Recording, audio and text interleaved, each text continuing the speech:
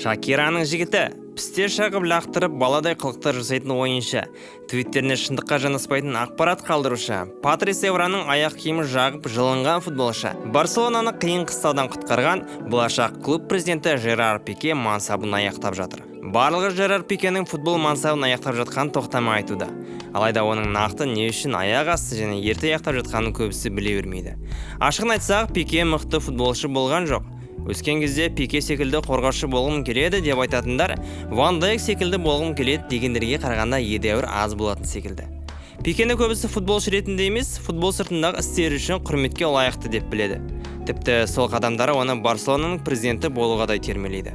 Ал енді қандай істері? Жалпы қоштасу сәті және өзге атақты футболшылардың сөздерін осы видеода айтатын боламыз. Қазақша контентті дәріптейтін желі аяқтай арнасына қолдау ретінде тіркелегет. Сенің қолдауың мен үшін өте маңызды.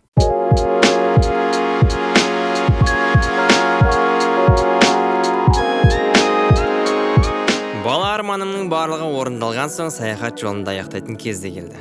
Барселонаға келгеннен бері 25 жыл өтіпті.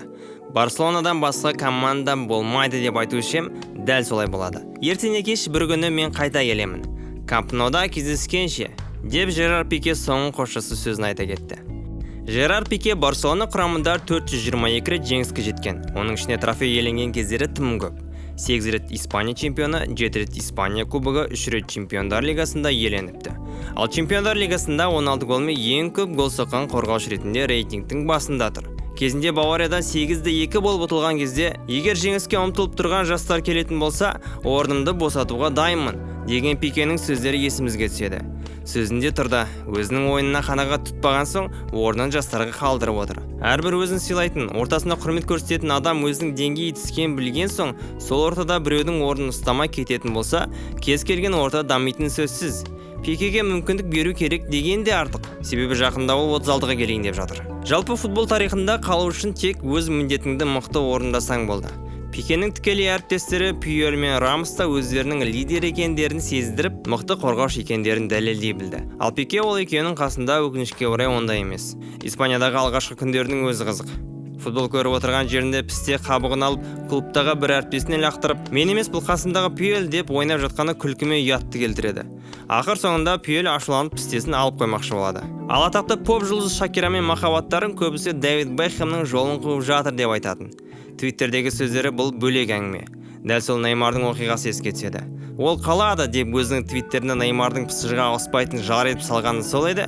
Артынша Неймар пысыжының жейдесін киіп Парижде өнер көрсетіп кетті. Осы әрекетінен кейін сол суретті таза мемге айналды.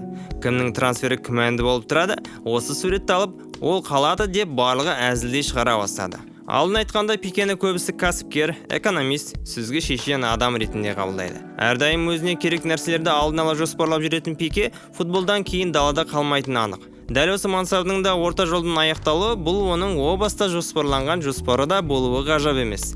Мысалы, Барселона Пикеге 52 миллион евро ақша қарыз.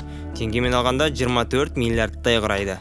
Мұндай сандарды көргенде нөлдерін саусағымда апарып кезектеп есептеймін. Себебі бір қарап айту мен үшін қиын. Барселона қатты ақша жағынан қиналып жатқан кездері Жерар Пике айлықтарын 50% қысқартып, алдағы келісім шарттағы ақшалардан да көптеген бонустардан да бас тартыпты. Артынша өзі енді $4 үшін ойнаймын деп әзілдей түскен. Әрине әзіл-әзілмен, көмегімен.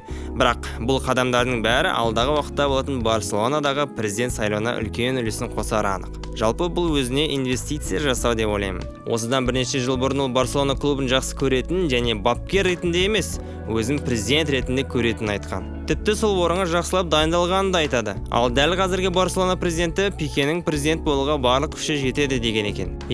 Пикенің кәсіпте жүргеніне 13 жылдай болды. 2009 жылы ол әкесімен бірге Carrot Holding атты инвестициялық компания құрады. Ал 2012 жылы кәсіп мектептеріне барып қатты беріліп оқиды. 2017 жылы Гарвардтың кәсіп мектебінде де оқиды. Сол кездері ол Cosmos Holding атты тағы да компания құрады. Cosmos компаниясында Испанияның 5-ші лигасында ойнайтын Андорра клубы да бар.